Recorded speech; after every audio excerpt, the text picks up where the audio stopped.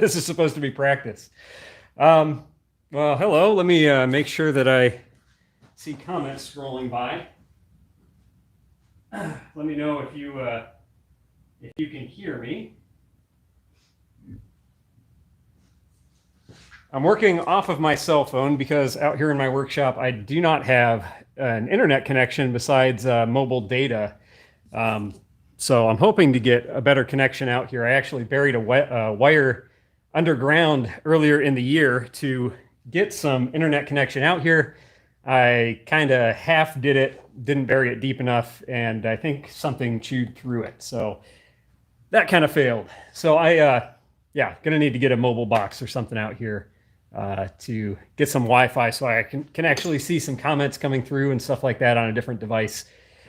But in any case, yeah, we're live. I don't know what we'll do in this this video here. I'm currently working on some energy storage materials, PCMs, phase change materials. I mentioned that in the last video about waterproofing, about potentially using molten wax as a phase change material to store various forms of energy. And then a phase change material is similar to ice. It maintains its temperature.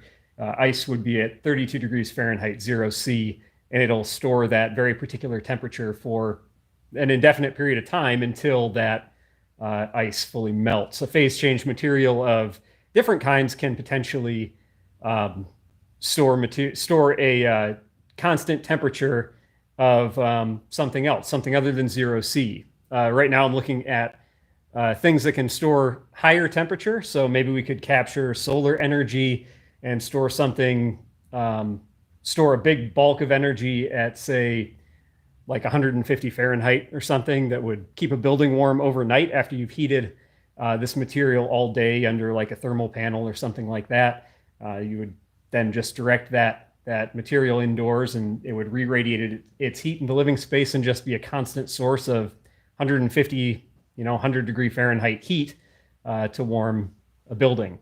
So that's what I'm working on today. I'm actually not working on a hot phase change material right now. I'm trying to perfect a cold one. And I've actually been a little bit hesitant to do a live stream because being that my channel is on this subject of inventive stuff, I'm a little nervous of having, my ideas taken by someone else who is making scientific videos. But I think that I've found a niche that is not really dealt with by a lot of other people on YouTube. And so I'm less worried about that than I was. Plus, everyone knows that I've been working on like radiative cooling projects and things on my channel for quite some time. So the idea is already out there. If people want to make videos about that, they can. And I'm just going to do my own thing and try to advance the project as I'm able. All right. So yeah, I'm going to go about my business here. This isn't going to be like a planned show or anything. I'm not going to probably explain anything in detail unless people ask questions about what I'm doing. And this may or may not end up being a video on the main channel at some point because I don't really know if it works yet. I've run into quite a few problems. I'm going to check some stuff in this cooler back here. I've been having one of my phase change materials cooling off in some ice. Let me know if the audio is not coming through, by the way. I'm using an external mic, and hopefully that will come through. Yeah, so what I have been attempting to do so far with this mess that you see in front of me is make a phase change material that is, well, I was hoping it would be really easily adjustable. I see audio is good, someone says. Thank you for letting me know. I've been trying to make a phase change material that is adjustable just by like adding or subtracting a certain ingredient, making a material that would freeze at, say, 10 degrees Celsius. If you add a little bit more water or take some water away, you could make it freeze at like 20 degrees Celsius, maybe, just with that simple addition or subtraction of a different ingredient. I have found that may not actually be possible, although I do have a few leads for some experiments that seem like they might be able to make these phase change materials in a somewhat adjustable way, but I've not found a case yet where it's just a simple matter of like adding or subtracting one particular ingredient. It's like a matter of adding and subtracting totally different ingredients when you're aiming for different temperatures. And so it may not be as simple as of a project as I was hoping to do. I was able to find calcium chloride at my local grocery store. We used this for the cooling paint that I've made before, and this actually is a pretty good phase change material for like 105 or 85 degrees Fahrenheit. You get like those two different temperatures that you can hit with this. And so if I make a video on this subject, I might use this calcium chloride as a phase change material for those temperatures.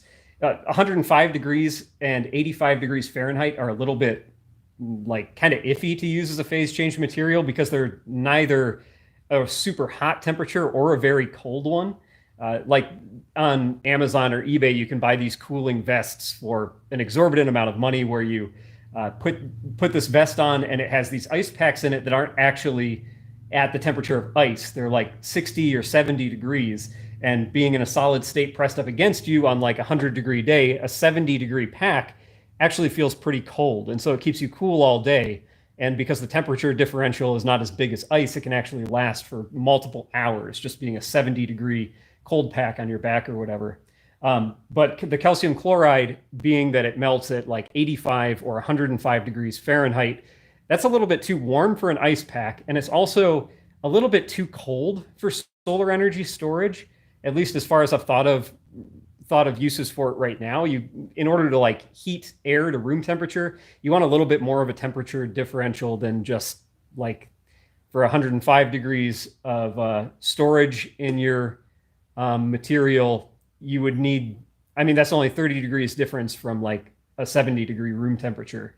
So you actually, it would take a lot to actually suck the heat and energy out of that and bring your interior temperature up to room temp. Yeah. Anyways, I'm doing a lot of rambling because I don't really know what else to do on a live stream. If you guys have any questions about, I don't know, things that I'm planning for this channel, stuff you'd like to talk about, let me know in the comments. If I'm looking at the screen when you leave your comment, I may see it. But like I said, I do not have an external monitor that I can monitor the comments from. So if I'm not looking right at my cell phone right there, I'm not going to see your comment when it pops up. So let me check back here if the... So here's a sample of the phase change material I've been working on so far. This I got from a paper from some scientists in Tibet, actually published a paper about using phase change materials to regulate the temperature of a greenhouse. And Tibet being a, how's the bird? The bird is good. The bird, yeah, indoors. I don't really take them out here because of chemical stuff out here. But anyway, so some Tibetan scientists developed this phase change material to cool a greenhouse, and it's supposed to hit about 15 degrees Celsius is supposed to be the stable point. And I've had it in the cooler long enough that it's blown past that. What happens with a phase change material is it keeps on absorbing more and more energy, or in this case, releasing energy into the ice water until the point where it freezes solid, and then it'll maintain that temperature for the entire time that the material is melting. And so you just can dump a whole bunch of energy into it, and it will maintain a steady temperature. It's really good for regulating temperature in that way. What do we got? Mentioned that I was waiting for supplies. 1 second here.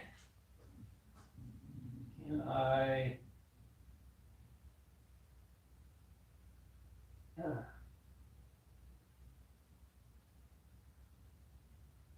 Oh, waiting for supplies. So I was waiting for supplies. I don't remember the context of when I had mentioned that. I'm always waiting for supplies for something. I'm regularly ordering things off of like AliExpress or something, and it's coming from, you know, China or Indonesia or someplace. And So I'm often waiting for supplies, and I don't remember even half the things I ordered until they show up. The cooling paint project. So this, what I'm working on right here with the phase change materials is adjacent to the cooling paint project. In my previous videos on the subject of cooling paint, excuse me, we have developed a working cooling paint prototype that even in direct sunlight can achieve 5 degrees Celsius of cooling, maybe 6 or 7 even under the right conditions. And if you can achieve that kind of cooling, and you can also achieve as much as like 30 degrees Celsius of cooling overnight, that's really significant. Now, the problem is you can achieve 30 degrees of cooling overnight, but nighttime is not really the time when you need that cooling. And so a phase change material really comes into play here, because instead of dumping that 30 degrees Celsius of cooling into the building that you're living in immediately as that cooling is happening in the middle of the night, you could instead be dumping it into a phase change material. This would suck up, actually, it would radiate its heat away. It's kind of hard to talk about this because we're talking about cooling, which is like talking about negative energy or something like that. You're dumping all this heat into space and you're storing that cooling potential into your phase change material.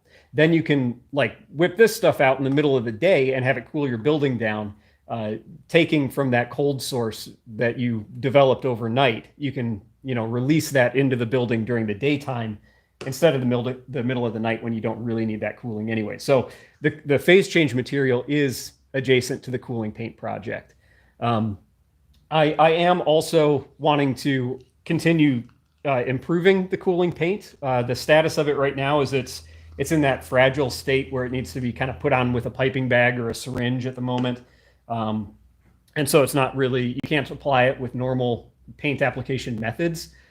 So that's still where we're at right now, but I plan on developing that further. It's really easy for me to get sidetracked on these side projects because the cooling paint project is literally, it's cutting edge science, and it's difficult to do that quickly.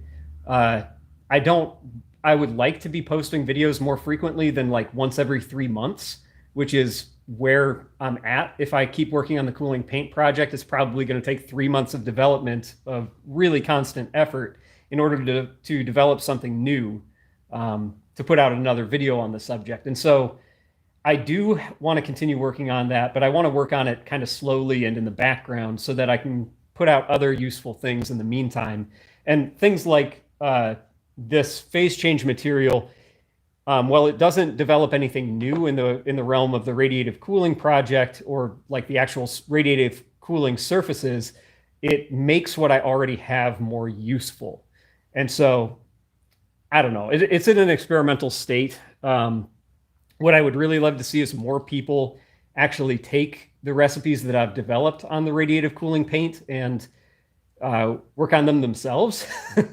I would love to see like 10 or 20 people post videos about their use of what I've already done so that they can potentially improve that. And we can see, well, maybe they can save me some work by making some developments themselves. And, then I can look at what they've done and speed up my own work in coming up with something new. Or maybe they could, come up with developments that would, improve on things in ways that I wouldn't have otherwise. And yeah, anyways, so that's where we're at.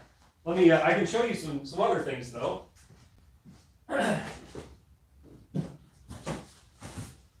So I, since working on the radiative cooling project, this is something that no one else knows. I have spoken with several different radiative cooling companies that actually have products on the market. One of them, maybe I shouldn't mention names. I guess some of the names might be on these products. I guess I'll just keep the labels turned away from you because I don't want to advertise in particular for these companies until I actually test their products. But we are in kind of an exciting time where radiative cooling stuff is going to very quickly be hitting maybe not store shelves, but probably Amazon, eBay, and like websites that are accessible to consumers. I have multiple radiative cooling films and even fabrics in this box that were sent to me by a radiative cooling company. These are a Chinese product. I've also been talking with a company that has been developing sky cooling products in the United States. Some of these are mirrorized, and some of them are a ultra white color. A lot of the commercial radiative cooling products that have been tested, although maybe not on a consumer level, but like in big test cases, for studies and things like that, a lot of the radiative cooling stuff that has been tested by corporations for commercial purposes are this kind of reflective coating instead of a like a white surface like you would see in my video. And they're actually trying to get away from that a little bit, because although the reflective coatings work really well, they have some hazards, like for airplanes and stuff, with reflecting sunlight in certain ways. And it's just not something that governments would want on every rooftop, a super reflective coating. The ultra white coatings are much better because it's diffuse light. It doesn't blind pilots so much. But anyways, I have some of these products which could be very useful in a lot of different applications. There's actually one product in here. It's very heavy because I don't want to like hype this stuff up too much because I've not tested it myself yet. But this is a radiative cooling material. You can see it's like this reflective coating on here. It's not a white surface. But this is a radiative cooling film that is backed by an ultra sticky adhesive. That's pretty awesome. It's meant to actually go on basically anything. You could put this on a roof of a car or an RV or a building, and like the usage instructions say, you're supposed to like, you know, peel off the adhesive protective layer on the back, plaster it onto a surface, and then seal around the edge with silicone to make sure that no water gets to the adhesive over time. And this stuff is supposed to last a really long time. Like I said, I have not tested this yet, but I have a good feeling about this as a product. This is really cool. It could be really easily applied to a lot of different things. And, you know, I hear from a lot of people about putting my paint that I've developed on their RV roof or their boat deck or something like that. And what I've developed is really fragile. It's not meant to be walked on. Well, this probably isn't meant to be walked on either, but my stuff would be more easily damaged than something like this. And of course, the things that I develop in my videos, people don't really understand a lot of the time that I am not developing products. I'm showcasing like the concepts and hoping that other people are going to run with the concepts and develop finished products. It's so difficult to get from a laboratory concept to a product that can be easily manufactured and survive weathering in any real environment. Extremely difficult. I've been trying, I guess I'll let you guys in on another secret here. I've been trying to develop my Senko Hanabi as a kit and actually as maybe finished items, finished Senko Hanabi sparklers. If you guys, maybe some of you, it's been 2 years since I put out a video on the subject. If the Senko Hanabi are Japanese sparklers, I went to Japan to learn how to make. And then more recently, myself and some other chemists from around the world developed a recipe for these sparklers that is completely non-flammable. It would be less flammable than paper. Like, it's a pyrotechnic, an actual firework composition that doesn't burn. And it seems oxymoronic, but it just so happens that it works in these sparklers. And I've been talking with various consultants and things like that to see if I can like sell those as a kit, like branded as a chemistry set or something, and not have to jump through all the hoops of selling this as a regulated pyrotechnic item like normal fireworks. And it seems like I'll be able to, because it literally, under every definition, does not contain flammable material.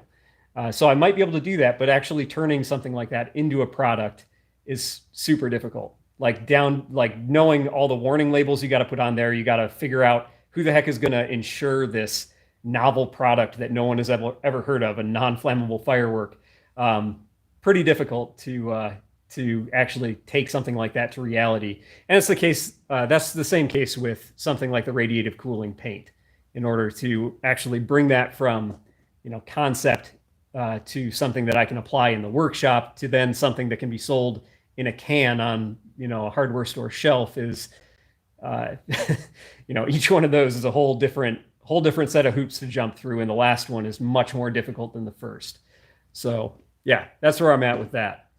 Let me see where I'm at here with my cooling material.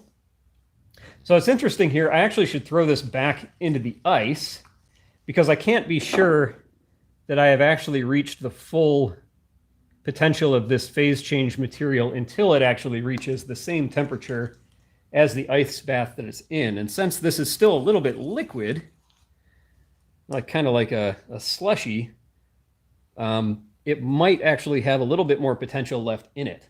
So let me throw this back in the ice here. All right, I'm going to step close to the camera here for a second, see if I got any comments in the meantime. Haven't been paying attention to that.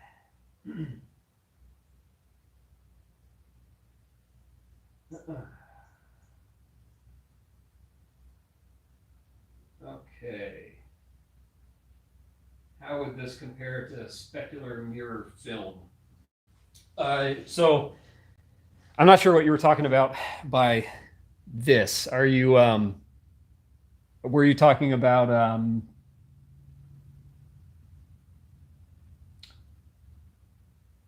yeah, anyways, I'm not sure what that question was about, but yeah, so I would like to continue developing the sky cooling paint in addition to some of the other projects I do on this channel. For example, my last video about waterproof fabric, that was a, I had the idea to try that because as I said in the video, the naphtha that I used to dissolve silicone for waterproof fabric before had gone off the shelves. But making another video about waterproof fabric is not really what this channel has been trending towards the last few years. I've been trending towards more scientific topics, but I like doing little offshoot videos like that where it's just kind of an off-the-wall subject because it brings in a ton of new viewers. And a video like that is less scientific, it gets people like really excited that they could be able to try something like that themselves, just, waterproofing a bed sheet or whatever.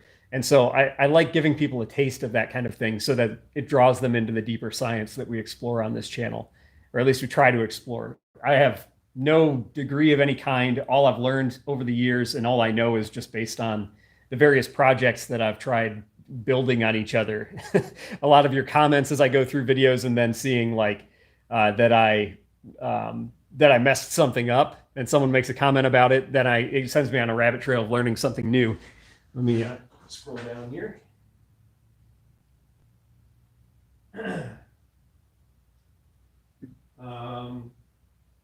Okay, yeah. So the comment. So about the these radiative cooling films here, as compared to specular mirror films. So a mirror is great in that it can, it reflects all the solar radiation that comes at it, and so something like a luminized mylar, like a space blanket, will it will reflect a lot of heat, and that can work in two directions. So if a space blanket is facing you, it will keep your body heat contained around you and keep you fairly warm. If it's facing the sky, it will not warm up in the sun very much. But a mirrorized surface is not necessarily a radiative cooling surface. In fact, a lot of people suggest using mirrors as radiative coolers instead of the ultra white paint that I've been developing. And a mirror actually, even though it looks like it reflects like basically all the light that hits it, in fact, it's only reflecting somewhere in the realm of like 85 to 95% at best of all light. All the rest of the light is absorbed. And all that absorbed light turns into heat. So a mirror actually does get warm in the sunlight. If you want proof of that, go touch a chrome bumper on a hot day. A mirrorized chrome surface still absorbs a lot of heat. So what we actually need, in addition to reflecting all the light that hits a radiative cooling surface, you also need to actually be radiating your own heat off into space. And a reflective surface, well, it's very good at reflecting radiation. It's not good at emitting it. So you end up reflecting a lot, absorbing some, and then you emit a little bit of extra infrared light into space, but not nearly as much as you're absorbing. So you still end up getting warmer than you otherwise would. A good radiative cooling surface, like an ultrawhite paint, which can reflect like 98% of all light that hits it, if you're reflecting 98% of light that hits it, and then you're emitting maybe even 2% more energy from the surface than what is being absorbed in that other, I'm talking numbers and it's getting confusing in my head. But anyway, you need to emit light as well as reflecting it. So a specular surface isn't necessarily the best option for radiative cooling. Although, so these surfaces that were sent to me, a lot of these commercial radiative cooling surfaces do use a specularly reflective mirrorized surface, but that's not all they use. The mirrorized surface is usually on the back side of the film. And so you have multiple layers. On the back side is a reflective surface, and in between that is a transparent surface, which is full of transparent radiative particles, often glass microbeads. And these microbeads are tuned to emit specific frequencies that will radiate through the atmosphere, and the atmosphere does not send radiation back that they can absorb. And so you do benefit from a specular reflective surface in that case, because you can take advantage of these transparent particles that come between that reflective surface and the sky. If you have a surface that, like if you reversed that and had the reflective surface on the top, it's harder to take advantage of the particles beneath it. And that could be one of the places where my paint does not, it maybe could perform better if I didn't use a first surface reflective coating, but then whatever layer you have above that coating needs to be extremely transparent to infrared light, or it's going to contribute its own heating to the material. Hopefully that answered the question here. Let's see what else we got.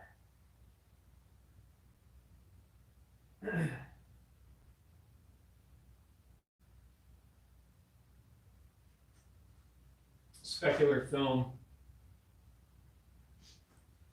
Specular film is supposed to do 98%. I mean, yeah, high performance specular reflection. You know, just like a white paint, you could have white paint that looks white, but in fact it's only reflecting 90% of light, whereas an ultra white paint could reflect like 98, 99%. Same thing with a mirrorized coating. You know, an ordinary mirror only reflects maybe 85% of sunlight. A high-tech, you know, mirror developed in a laboratory could do 99.99% or something. But yeah, so I should have specified. You can hit all these different numbers depending on how hard you're willing to work at how you make your mirror. Yeah, but anyway, an off-the-shelf mirror would not work as well as an ultra-white paint. Was mainly my point there. All right. So one of the things that I've been using for my cooling materials here, my phase transition materials, is sodium sulfate. This is a kind of an interesting material. It's I don't know how many of you have seen like the sodium acetate hand warmers that like they're a liquid hand warmer with a little metal disc inside that you snap. And that when you snap that disc, it actually like crystals spread throughout the liquid and the hand warmer gets warm. That's sodium acetate. This is sodium sulfate. It behaves in a really similar way to that, but at a lower temperature. So I don't know how many of you were here at the start of this when I mentioned that I'm working on cooling phase transition materials. So what I'm trying to aim for with the material I'm working on right now, which was developed by Tibetan scientists to cool their greenhouse, is to create a phase transition material that operates around 15 degrees Celsius, which is nice and cool for a person cooling cold pack. You can use ice or something like that in a vest to carry around on a hot day to cool you down, but ice will not last very long because it's so much colder than air temperature and body temperature. It's going to actually get you colder than you really want to be, and for a shorter amount of time. So what I'm aiming for is a phase transition material that melts at a temperature warmer than ice, but cold enough to feel cold and to keep you cool. So 15 degrees Celsius is a pretty good target where you can, if I can develop that using various salt mixtures, it would be something that can, keep a body cold as they're outdoors working without, over a longer period of time than ice could. Anyways, I'm saying a lot of stuff, but how are we doing? 5 degrees Celsius right now. I'm waiting for my phase transition material to actually solidify, get down to cooler level coolness or ice level coolness at 0 degrees Celsius. Then I'm going to pull it out, and I have this little temperature logging thermometer dingus, which I'm going to submerge in my phase transition material and then warm it up and log the temperature data over time. And what we should see with a phase transition material is, because I'm lowering it below the material's actual freezing point, we're going to see a sharp spike in temperature until it reaches the freezing point of that material, which I'm hoping is going to be like 15 degrees Celsius. It's going to come up, it's going to just level off and continue at 15 degrees Celsius for a really long time. And that is how we would actually regulate something like body temperature or like greenhouse temperature without going too cold or too warm for a long period of time. And after the actual ice, this salt ice has melted, then we'll get to after that leveling off, it'll spike back up, and then we'll have expended the phase transition material. Yeah, so that's what I'm up to right now. And yeah, not much more than that. The next thing that'll be on the books for the radiative cooling series, I think, you guys saw the Opal video probably where I was making the glass microspheres. So the reason I was doing that is I was trying to figure out if I could manipulate the native emission of a material. Like for my previous radiative cooling paints, we have used calcium carbonate microspheres, but calcium carbonate has these emission peaks where it emits infrared light, which are not in the ideal spectrum for radiative cooling.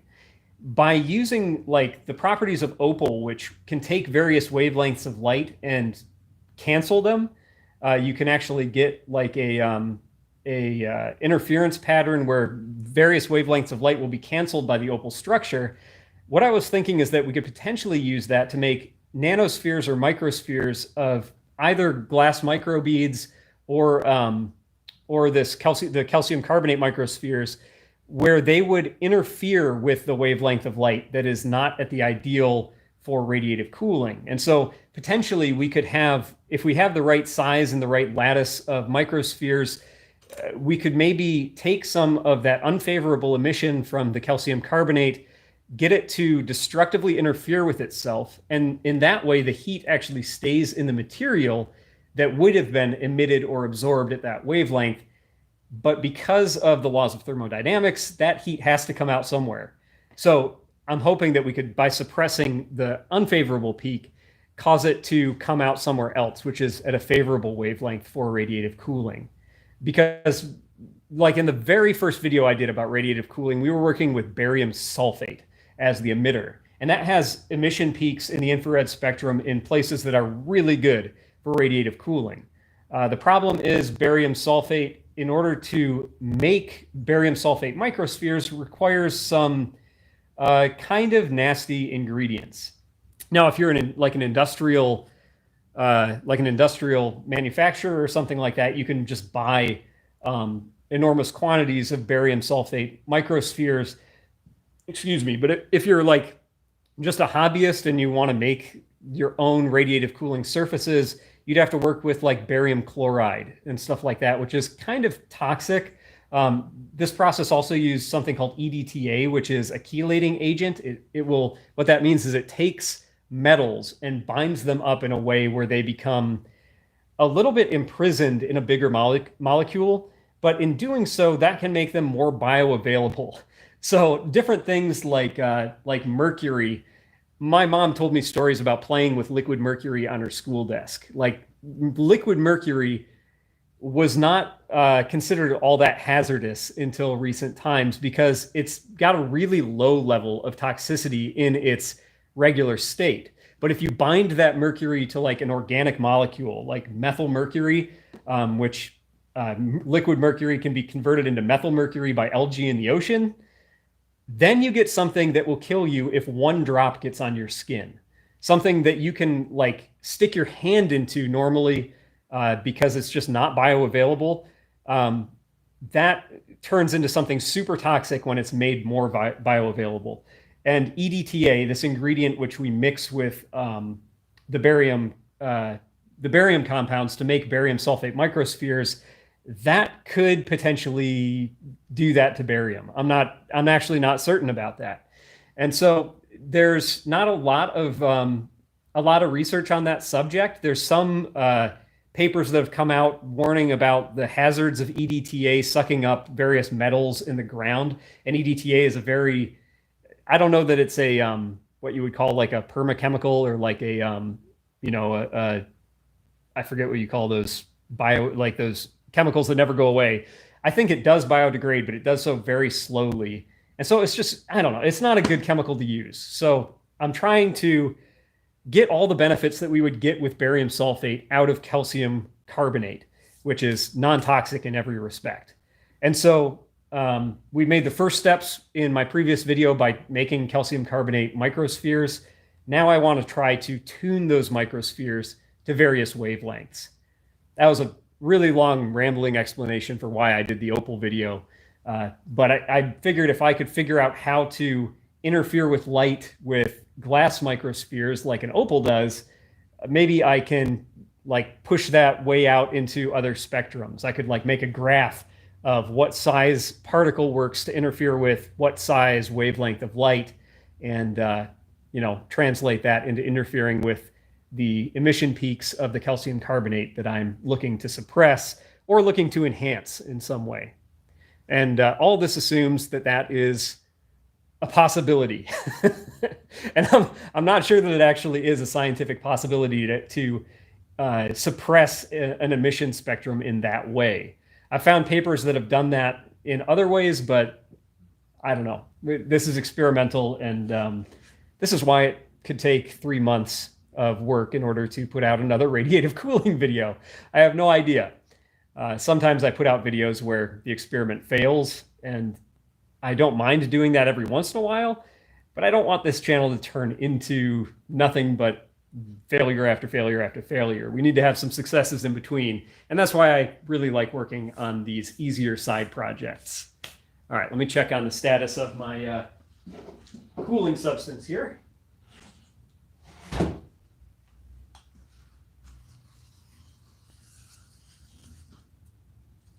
We are at we are still at 4 degrees Celsius, 3 degrees Celsius, 3.6.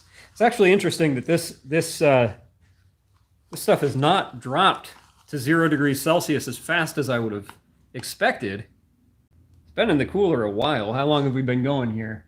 38 minutes. Yeah, this has been in the cooler for a really long time, and it's not dropped. So it's possible that this still has some... we have not reached the limit of our phase transitions in that material there. So part of the thing that I'm trying to do with these phase transition materials, when you're using a phase transition material, just take water as an example. When you freeze water into ice and it's pure water, it will stay at 32 degrees Fahrenheit, 0 degrees Celsius. That is just where its freezing point is. But you can change that freezing point by doing something like adding salt to the water. You can make the freezing point lower than 32 degrees or 0 Celsius. That's what I'm trying to do with these phase transition materials, which are not, they contain water, but they're not water-based. They're based on... right now I'm doing sodium sulfate, and I'm also the calcium chloride for different temperatures. But to the sodium sulfate, I'm adding sodium chloride, table salt, and potassium chloride. That's what these Tibetan researchers figured out would work to depress the freezing temperature of the sodium sulfate. But by doing that, we're ending up with a mixture of freezing points in the same liquid. So ideally, we want this phase transition from liquid to solid to occur, all at once in the whole material. But because we're using a mixture of elements, we're starting to freeze some of them before others, and so we're getting some big crystals of probably sodium sulfate with super concentrated table salt solution in between them, and that might never freeze. So or it hopefully will just freeze at a slightly lower temperature. So we might end up with multiple different, as I was talking earlier with these phase transition materials, when you start warming them up, they're going to come up to that phase transition temperature really quickly, and then they're going to level off and go straight across. We might actually do like a stair step thing with these, with these various salts all mixed together. They might not all freeze at the same point. By mixing these salts together, the ideal is that we're forming new crystal structures in the entire ice solution, this salt ice solution, that would be homogeneous, but in fact it might not be homogeneous at all. We might get crystallization of certain salts and not others, and that's one of the things that I'm going to be trying to negate in this process. So, what else? I found this is one of my previous experiments from the calcium chloride as a phase transition material. This is calcium chloride dissolved in where's my notebook? In calcium chloride dissolved into, let's see, 100 grams of calcium chloride dissolved in 60 milliliters of water. This stayed at 85 degrees Fahrenheit yesterday for like 6 hours on my workbench. That's how long a phase transition material can hold its temperature. If it was maybe 60 degrees here in the workshop, so a 20 degree Fahrenheit difference in temperature, 25 degrees difference between this phase transition material and room temp. And at that 15 degrees, this held on to so much energy that it stayed elevated at 85 degrees for like 6 hours. It's pretty amazing. And that's why this stuff can really contribute to like a stable temperature, really stabilizing a room. I've been thinking about ways to potentially work this into building materials. So there's a few companies that use these phase transition materials as like insulation panels. So you put them up against your sky-facing surface, like under your shingles. And as the shingles absorb heat, this phase transition material takes that heat and uses it to melt the structure. So the heat never actually makes it into the building. It just melts this structure. And then when nighttime comes, this material re-solidifies. And as it solidifies, it re-releases that heat down into the building. So you end up with a building that does not get as warm in the daytime, and then it stays warm throughout the night. So it could be very useful. When you do something like that, you have to actually regulate humidity a little bit better is the only issue, because when you're running something like an air conditioner in hot weather, that air conditioner, a lot of its job is to suck the humidity out of the environment. If you cool down a room without actually having anything sucking that humidity out at the same time, you'll end up with really high levels of humidity inside of the building, which can cause mold issues and all kinds of problems. So you do need to spend some energy inside of a building cooled with these various, by any various means, whether we're talking sky cooling or whatever. You might have to have other methods to deal with your humidity. So, yeah. Something else that I may make a video about here soon is, well, I say soon. I've been meaning to make this video for a while, but haven't gotten around to it, so it might be years from now. I painted my barn roof white last summer. It's a metal roof, and it had started to seriously rust. After it's like 30 years old. It was built in like 78 or something like that. And so these, that's old. That's, 30 years old, 40 years old. So the metal panels lasted a long time, but eventually they lost their rust resistance and it was time to retreat them. And I decided, well, I have an air conditioner in here. I've had to run all the time in the summertime, otherwise it gets unbearable.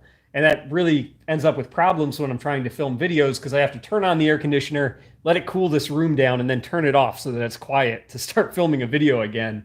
And because of how annoying that is, I was looking for all kinds of different solutions to cool this place down. In the meantime, while I'm waiting on having a radiative cooling option that actually would be, suitable for this building. Well, I decided to just choose an a very white roof coating, not one that can actually reach subambient temperatures like my radiative cooling panels, but one that just reflects more heat away from the building. And that turned out super successful.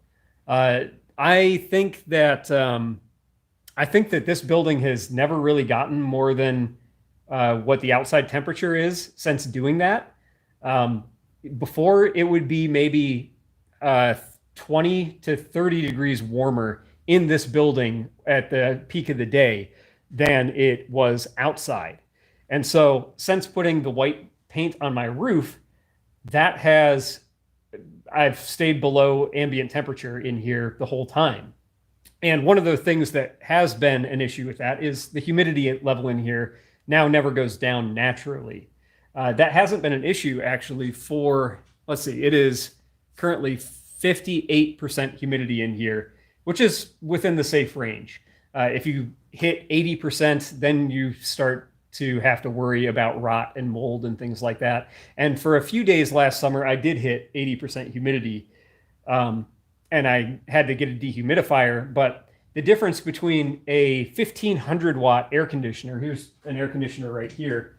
The difference between running a 1500 watt air conditioner to cool this place down compared to running a 150 watt dehumidifier for a few days out of the year, that is a crazy energy savings. So it's worked out really well to paint the roof of this workshop white, even without it being a sky cooling surface, something that can actually get to subambient temperatures. I probably should make a video about that sooner than later, because it's just so useful and it's something that people can do right now. You don't need necessarily high-tech paint coatings and things like that can get you to colder than air temperature in order to keep a building really cool.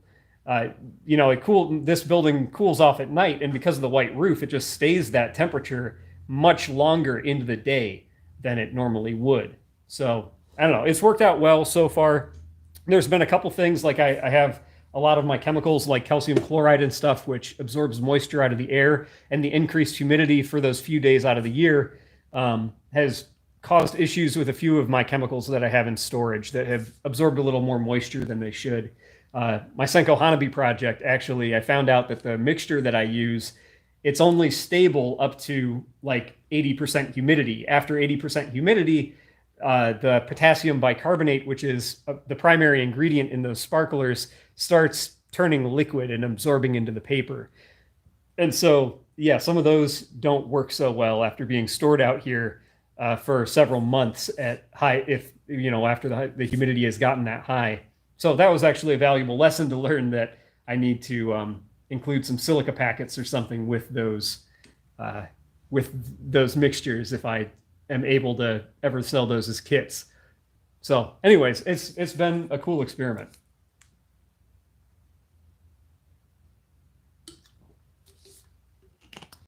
Well, all right. I think this will wrap up the first Patreon live stream. I did a little experiment maybe 2 months ago where I tried talking to a camera every day for 30 days. Most of you probably don't know this, but I have scripted almost all of my videos since the time when I first started appearing on camera. Actually, before that, when I was just voiceovers, more than 10 years ago on this channel, everything has been meticulously scripted because I am so bad, or was so bad, at talking to a camera. And that added about a week of work to every video that I would make, because I got to go through and script it meticulously before I could step in front of the camera. And I still do that when we're doing very in-depth scientific topics where I don't want to ramble for about a this whole video has been nothing but rambling, and I can't I just can't explain really complex subjects succinctly without a script. But like my wax fabric video, the previous video that I posted to the channel, that had no script at all. And that's because I'd been practicing speaking to a camera every day to kind of increase my ability to articulate. And those videos, just got deleted because they were about nothing or something I was reading or whatever. I might kind of start doing that on these live streams sometimes instead of privately on my phone and then deleting them, so that yeah, keep myself in practice to be able to talk to the camera more.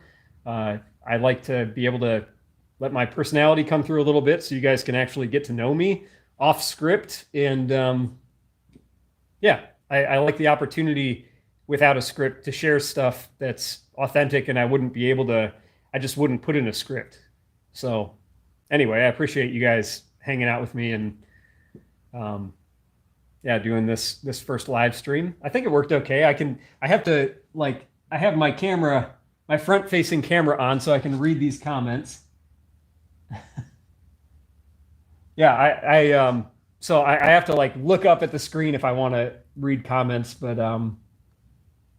yeah, I'd like to get another screen out here so that I can have something up here that I can really see the comments without leaning in. But yeah, worked okay. I got a better microphone actually for this live stream than I would normally use in my videos. It's like the cheapest microphone you can buy on Amazon. Like, sorry, I shouldn't be touching it while I'm talking. That was probably loud. It's like the cheapest microphone you can buy on Amazon, like maybe $15 or something. And then the channel DIY Perks did like a custom microphone build maybe a year ago, 2 years ago, where they just bought a microphone capsule that's used in really high-end microphones and built a housing for it. Well, I realized you could just like buy a $15 microphone on Amazon, open it up, and it has all the other electronics you need to make a microphone great. You just replace the capsule with one of these super high-end ones, and you get a great sounding microphone for like $20 total. That was going to be a video itself, but it's just this channel isn't really about tech stuff, and I think other people have probably done something like that. But yeah, I don't know. Maybe I'll use this mic more after this live stream processes on YouTube and I go back and listen to it, see if it sounds good while I'm standing far away and walking around. I was just watching Adam Savage on the YouTube channel Tested, and about him talking about how he got a fancier microphone and did not like it because it was like a lav mic like I normally use in my videos, and he did not like it because he liked being able to lean into the microphone and feel like he was, when he wanted to communicate something of importance, he could lean into the microphone and make it sound different. But when he's got the lav mic on, he's running around and he always sounds the same. And so it seems less authentic. Maybe I'll get the same feeling as I use this mic more. Not sure. But okay. That's it, guys. Thank you for staying with me. I am going to end this, and we'll see how this does, and if you guys enjoyed it, and maybe do another live stream later. Bye.